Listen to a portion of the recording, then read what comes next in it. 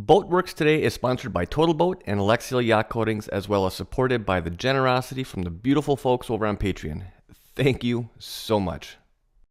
So welcome back, everybody. I hope you are all having a safe and wonderful Memorial weekend. My name is Andy with Boatworks today. In this video, we're going to be taking a look at which resins are going to be best to use when laminating Coosa together, specifically for the transom on this Bertram project.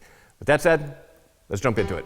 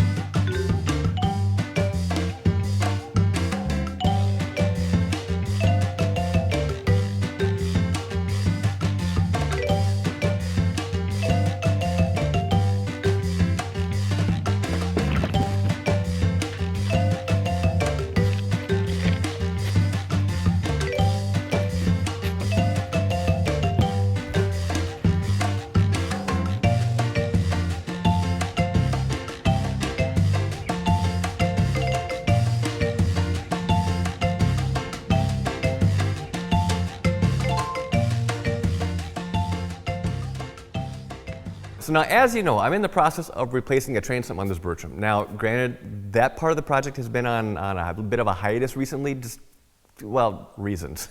But that's going to be coming to an end here shortly, hopefully, and things can kind of get back on track. Now, this project overall, this is the first time I've ever really worked with Coosa.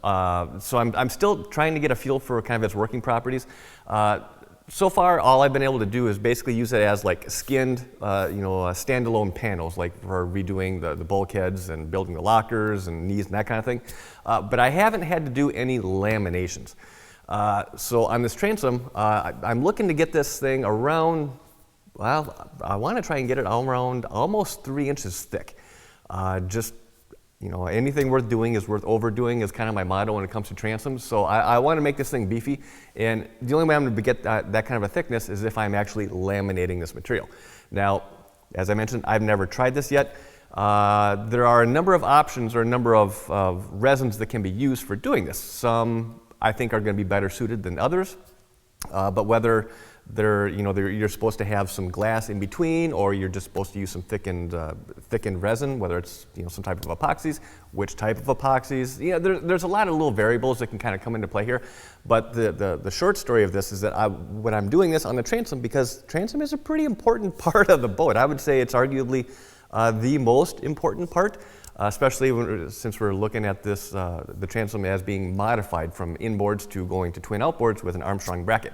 So I want to make sure that transom is pretty much damn near bulletproof. Now, because I haven't ever had a chance to play around with this, I don't want to take any chances on this. So I put together some samples here of different materials, some using poly, some poly with some glass, some epoxies, some with just thickened epoxy, some with glass in between, 1708, and different 2-to-1 versus 5-to-1 epoxies. So I want to kind of see what kind of, I guess, I always get corrected on this. I don't know if it's shearing strength or peel apart strength, whatever you call it. I'm not a big tech guy. I just, if something rips apart too easy, that's probably not very good. So when I'm doing this, basically what I'm looking to do is try and separate these two halves of the Coosa. And I'm basically going to be grading this on a pass-fail kind of a criteria here.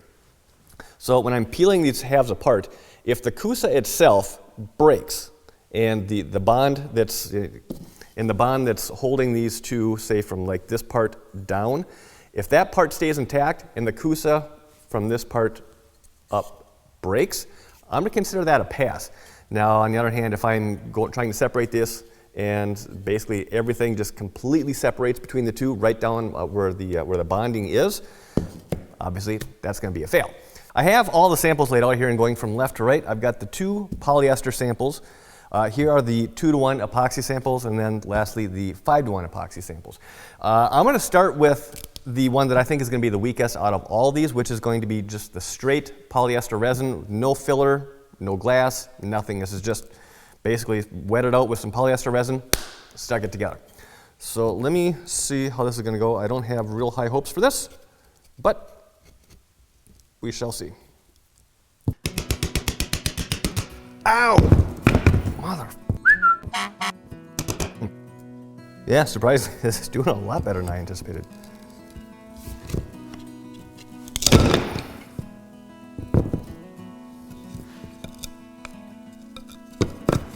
Okay, well, it did separate on the area where it was bonded together, but I will say that was pretty respectable.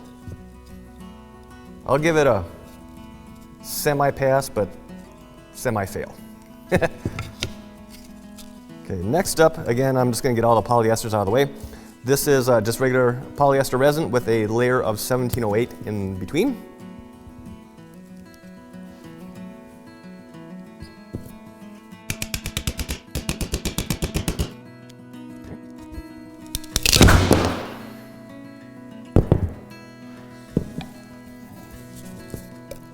Okay, well, same kind of thing happened there. The glass stayed on one side, but it did separate from the other. Again, a lot better than what I was anticipating, so I'll give that one a slightly better score than the first, which is semi-pass, semi-fail. Okay, so this is the regular straight 2-to-1 epoxy, no thickeners, no glass. This is just straight epoxy resin.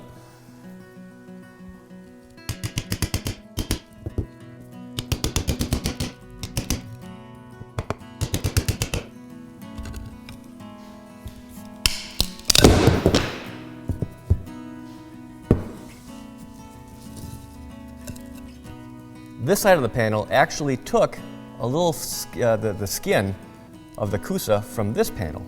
So the epoxy itself didn't really fail. I mean, it still kind of stayed intact. Half is on this side, the other half is on here, but it did peel a layer of the Coosa from this panel and brought it over to this side. So better than the epoxy, or I'm sorry, better than the polyester resin. So now the 2-to-1 epoxy that's been thickened with Cabasil, or silica.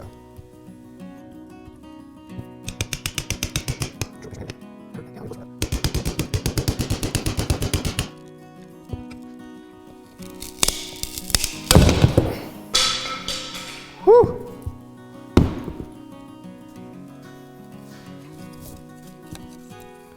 All right, well, there again, the epoxy itself didn't fail. The epoxy is still out right here, but it peeled basically the top layer of the Coosa, peeled it right off.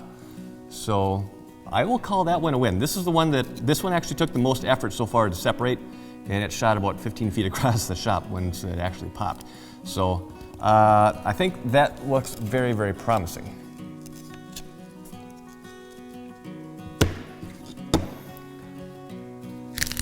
Okay. Next is going to be the 2-to-1 with a layer of 1708 in between.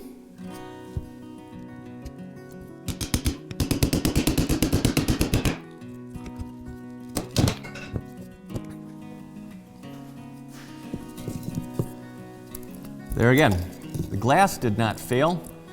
It's still completely in on this side, but it did peel another layer of the Coosa off on this side. So the resin itself didn't really fail. The Coosa itself peeled off, which, as I stated, I'm calling that one a win.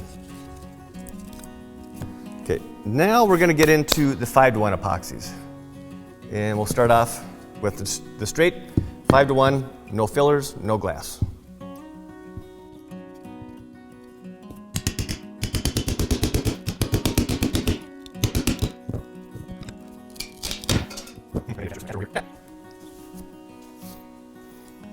All right, well, we seem to be having a little bit of a pattern going on here. Nothing separated. Now I've got equal amounts of the epoxy on both sides of this. So it was the epoxy itself that split. This got an excellent bond onto the Coosa. That was the straight 5-to-1. So now we'll try 5-to-1 that was thickened with silica.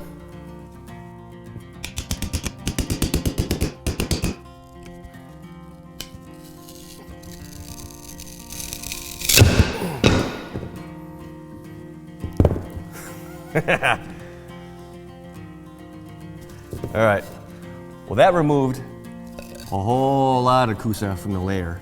So you can actually see it here. It peeled off about 1/16 of an inch of thickness all in through here. By far the most difficult to separate. So 5-to-1 so far with that's been thickened with silica. So far that seems to be in the lead. And last up is going to be the 5-to-1 with a layer of 1708 in between.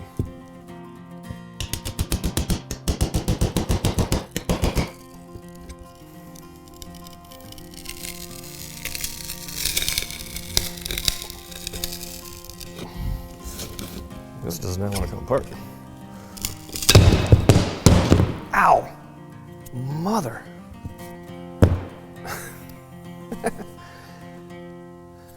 So the resin itself, or in the glass, did not separate one bit. It peeled the Coosa apart. Again, just kind of looking at the thickness here, you can see the strands of the Coosa from the layer beneath it. But hopefully, you can see the difference in the thickness between here and here.